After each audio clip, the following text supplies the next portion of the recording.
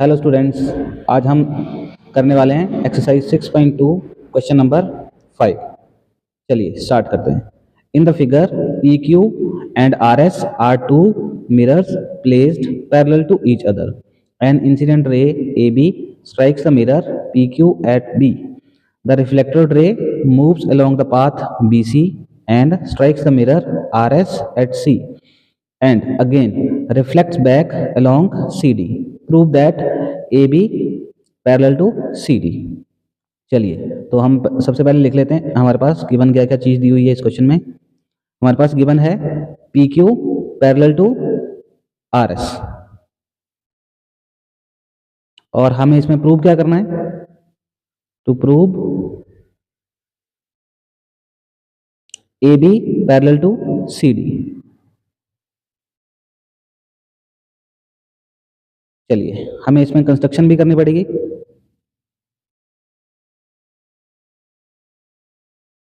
Construction होगी हमारे पास draw BM parallel to PQ, perpendicular to PQ sorry, and CN perpendicular to RC।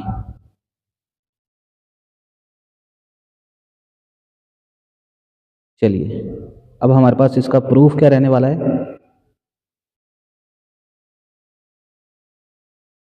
सबसे पहले तो हम यहाँ पे इन एंगल्स को मार्क कर लेते हैं। This is angle 1, this is angle 2, this is angle 3 and this is angle 4। अब सबसे पहले हमारे पास angle 1 is equals to angle 2 होगा। क्यों होगा इक्वल ये? Because angle of incidence is equals to angle of reflection. ये हमने फिजिक्स में पढ़ा हुआ है। चलिए मैं आपको थोड़ा सा बता देता हूँ ये क्या होता है। किसी भी सरफेस पे कोई नॉर्मल, ये नॉर्मल होता है, ये हमने पढ़ा हुआ है फिजिक्स में। कोई भी रे अगर इस नॉर्मल के साथ कोई एंगल बनाती है, यहाँ पे स्ट्राइक होती है, तो वो यहाँ पे रिफ्लेक्ट हो जाती है। ये इंसिडेंस रे होती है हमारे पास, incidence ray, and this is reflected ray. अगर हमारे पास नॉर्मल पे एंगल आई बन रहा है तो ये रिफ्लेक्ट बैक हो जाएगी नॉर्मल के साथ ही एंगल आर, और ये angle of incidence is equals to angle of reflection होता है। This is called law of reflection. ये हमने फिजिक्स में पढ़ा हुआ है और हम इसको यहाँ पे यूज करेंगे। तो इसलिए हमारे पास ये वाला एंगल इक्वल हो गया angle 1 is equals to angle 2। Similarly हमारे पास एंगल 3 भी एंगल 4 के इक्वल हो जाएगा। सेम रीजन है इसके लिए भी, angle of incidence is equals to angle of reflection. चलिए अब और क्या चीज हमारे पास गिवन है? हमारे पास गिवन है, इट इज गिवन दैट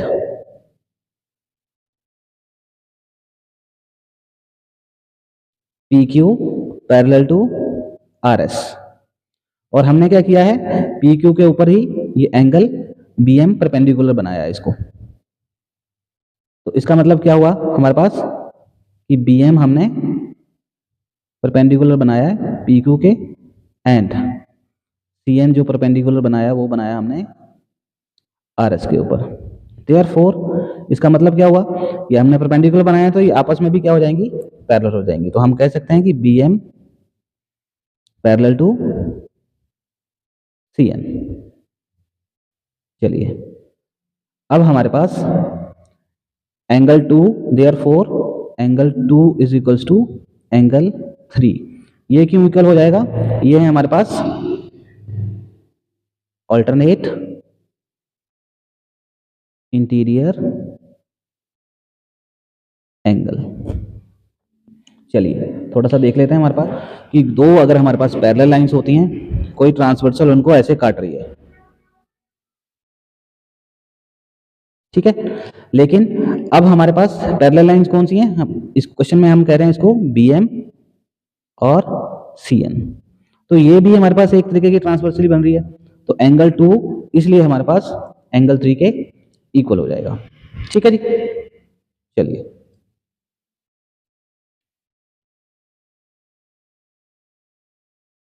अब उसके बाद हमारे पास हम इन इक्वेशन को नेमिंग कर लेते हैं। ये हमारे पास फर्स्ट इक्वेशन है, ये हमारे पास सेकंड इक्वेशन है और ये हमारे पास थर्ड इक्वेशन है। अब देखिए एंगल 1 एंगल 2 के इक्वल है, एंगल 3 एंगल 4 के इक्वल है और एंगल 2 एंगल 3 के इक्वल है। तब हम क्या लिख सकते हैं, फ्रॉम इक्वेशन 1 2 एंड 3 हम क्या कह सकते हैं, हम कह सकते हैं कि angle 1 is equals to angle 2 is equals to angle 3 is equals to angle 4। ये चारों के चारों एंगल हमारे पास इक्वल हो जाएंगे। तो हम कह सकते हैं कि एंगल 1 + 2 जो है that is equals to angle 3 + 4 के इक्वल। चलिए थोड़ा सा डायग्राम में देखिए कि हमारे पास ये angle 1 + 2 is equals to angle 3 + 4। अब हम कह सकते हैं कि एंगल ABC, एंगल ABC